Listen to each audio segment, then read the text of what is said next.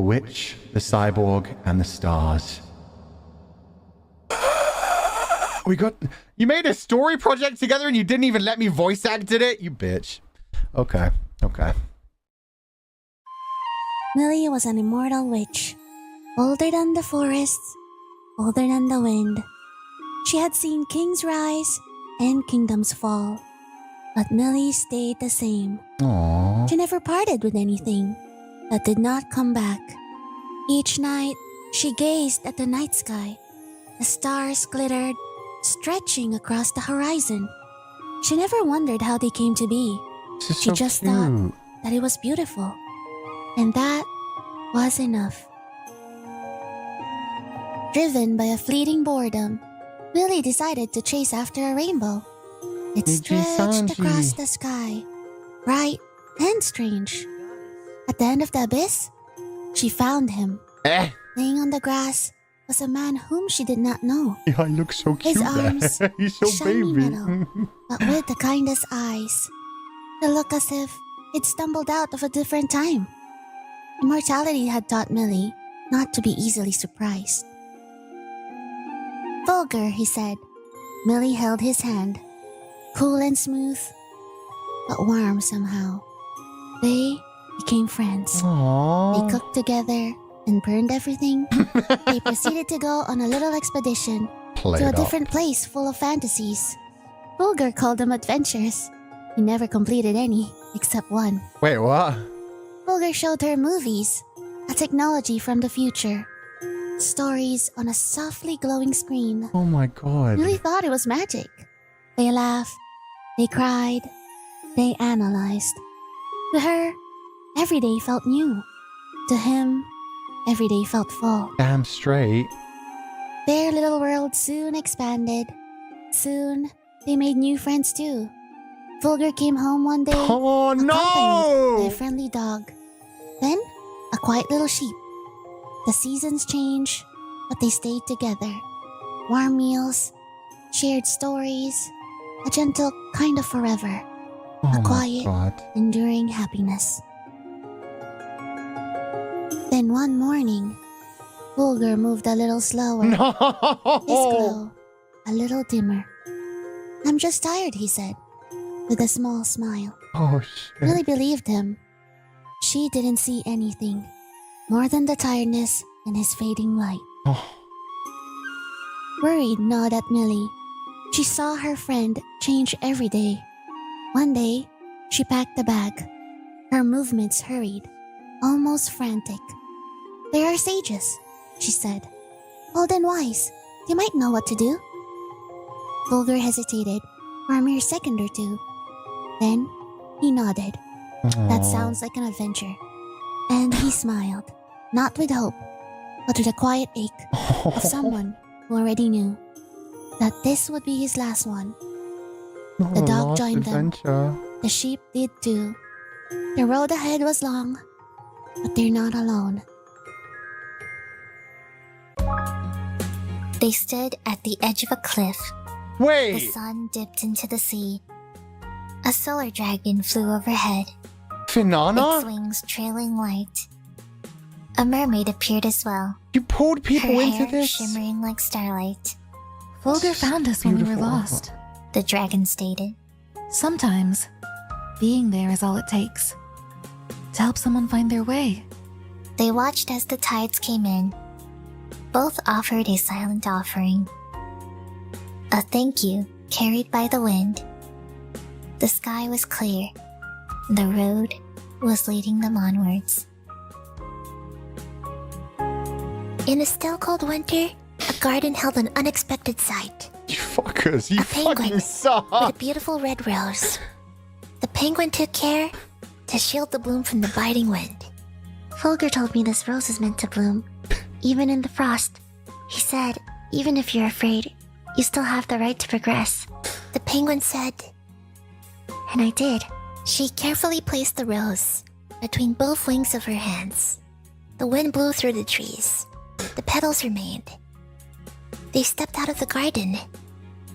The quiet enveloped them. It felt sweeter. They entered a meadow. Flowers were in full bloom. A songbird sat on a branch, singing melodiously. A happy ghost danced close, bobbing her head to the beat. We're friends now, said the ghost. Fulgur said that music is best when it is shared. Once upon a time, I was a lonely bird, singing to the skies. Now we make songs together. The ghost spun in the air. In the peaceful woods, the songbird gave just one note, a beautiful tone that reaches the whole forest. They listened and continued their journey. In the meadow, they spent the night at a campfire How the side fuck in did front you of the find stars. this? 3 travelers sat close: a demon, a sorcerer, and a mafia. The flames danced, casting shadows on their faces. The demon stared into the fire. A thoughtful look crossed his face. He shifted slightly. You know, He began, his voice low. I used to think the world was just one thing. He paused, poking at the embers with a stick. Cruel, unforgiving. He looked up, meeting the other's eyes. Fulgur, he said something different. He said the world could be kind again. He paused again, with hope on his gaze. It could be changed. He truly believed that. And so did I. The fire crackled, and the stars shone above. As they continued their journey, Fulgur grew quieter. Millie filled the silence with stories, tales he used to laugh at. Now, he only just smiled. She clung to the hope that she was just tired and hurried their steps a little faster. They arrived at a school, a place of light and shadow, where day met night. The sun and the moon were woven into its very walls. Of the game's students, played in groups, one spoke up, Fulgur is the one who summoned us here. said the moon student. He said that it's more entertaining when everyone is involved. He said to us that it is all right to be different. Said the sun student. These are the words that I cherish deeply, and forever will, no matter what the future holds for me. Their laughter filled the air as the journey moved on. They met a small group on a grassy slope. An ex-hitman, a healer, an ace, and a cleric. They knew them from somewhere. The ace smiled. Fulgur said we all grow at our own pace. There's no right or wrong way of life, and it's okay to take our time, to learn and try again. We're not racing anyone else, and that's okay. More than okay. They listened to the ace and took those words to heart. Then they parted ways with a lesson learned. Next, they arrived at a large mansion. It was scary from the outside, but the inside felt kind. The bodyguard spoke. People get scared. But Fulgur saw through our silence. He said, being soft does not mean being weak. He stayed, even when it was not easy. The house was not scary at all. It felt warm. It gave a sense of being appreciated. They had tea with the residents, and soon they left the warm house, carrying a new understanding of strength and gentleness. A place was being built, and they found 4 young men debating over who is to dip the brush in the paint. We are still in the process of developing, month, man. The man said. But Fulgur said that we will not get all the answers at once. He believed in small steps. He said that community begins with listening.